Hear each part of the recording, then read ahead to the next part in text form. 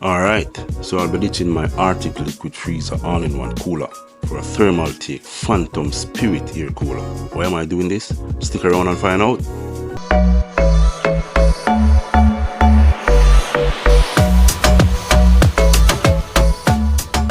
Okay, so I have a Ryzen 9 5950X CPU installed in a system I used to use primarily for cryptocurrency nodes. So it's a pretty powerful CPU and it requires normally liquid cooling. Okay, before I go any further, let me just say the ARCTIC Liquid Freezer 2280 is a top level, top quality, high performance cooler. I'm not replacing this with an air cooler based on performance. It's very high quality. Integrated VRM fans, very quiet, a solid 280 radiator, and a very efficient pump.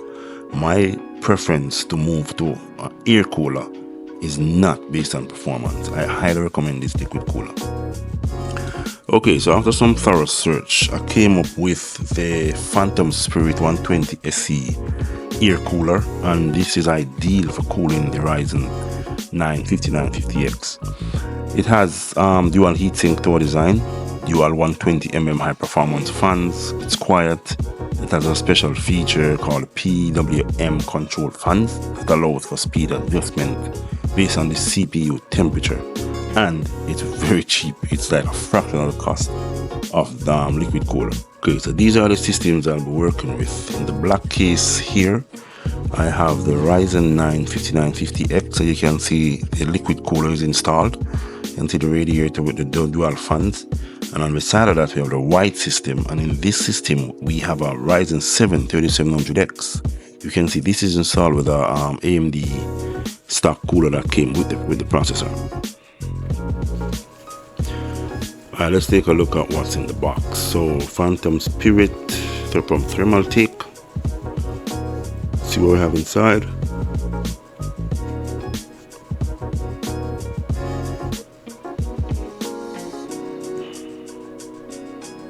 Alright, so we have the heat sink here, the dual heat sink, 7 pipes, pretty big. It's very light though. The RGB fans, these we are dual RGB fans that we have here. Pretty nice. And yeah, so this is what we have. We have dual RGB fans there and the heatsink, along with the washers, the fan pins, the mounts. We have mounts for AMD and Intel. It also comes with a tiny bit of CPU grease thermal compound. Alright, so next thing we're going to remove the CPU from the motherboard so we can install a new cooler.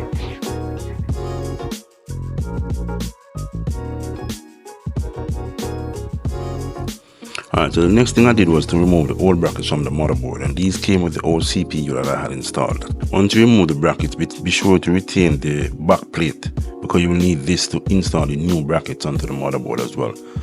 Make sure you line it up as you see in the picture here. Next thing, make sure you line up the washers on the screw holes of the back plate. Then you're gonna install the brackets that came with the cooler. Ensure that the curve is towards the CPU socket. Tighten them up and you should be good to go. Okay, now to install the processor, but before that I'm cleaning off the old thermal compound that I had on the processor.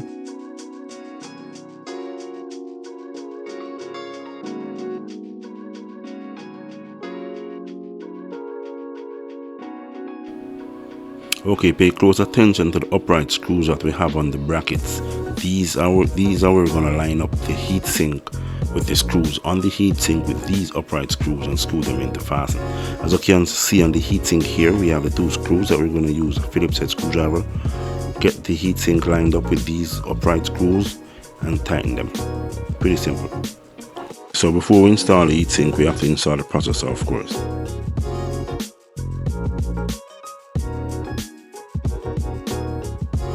Okay, so now to install the heatsink, so you will need a Phillips head screwdriver.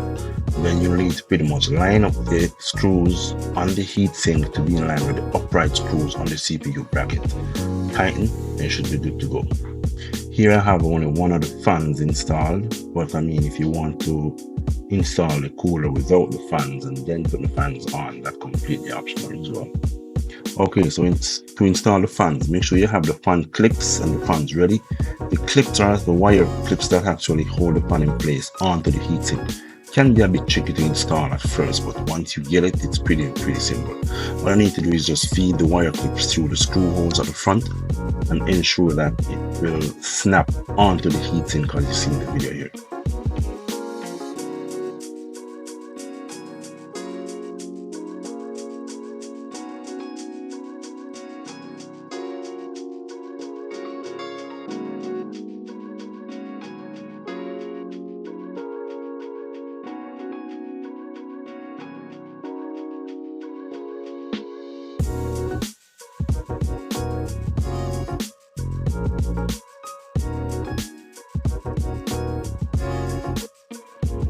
Let's give it a test run. Yeah, as you can see, it's very colorful. RGB fans are looking really good. Before I check the temperature, I'm going to check the airflow to make sure that the air is flowing correctly in the right direction. You can see that the air is flowing properly coming from the front of the case. The fans are pulling the thread towards it, which is good. And then pressing from the back, the fans is pushing the air outwards to the back of the case, which is great. So I think we are good to go. Okay, I'm now booted into Windows and I'm just doing a quick temperature check benchmark with Nova Bench. Right now my processor is saying 42 degrees Celsius, 48 watts on the power, and that is pretty good. I'm definitely comfortable with that, knowing that this is a Ryzen 9 5950X with a air cooler running, so I'm happy. So in conclusion, the Thermaltake Phantom Spirit 120 SE is a very solid cooler. As I use this to replace the ARCTIC Liquid Freezer 280, it's doing a very good job to cool the Ryzen 9 5950X. So I highly recommend this cooler. Thank you for watching, and don't forget to like and subscribe for more videos.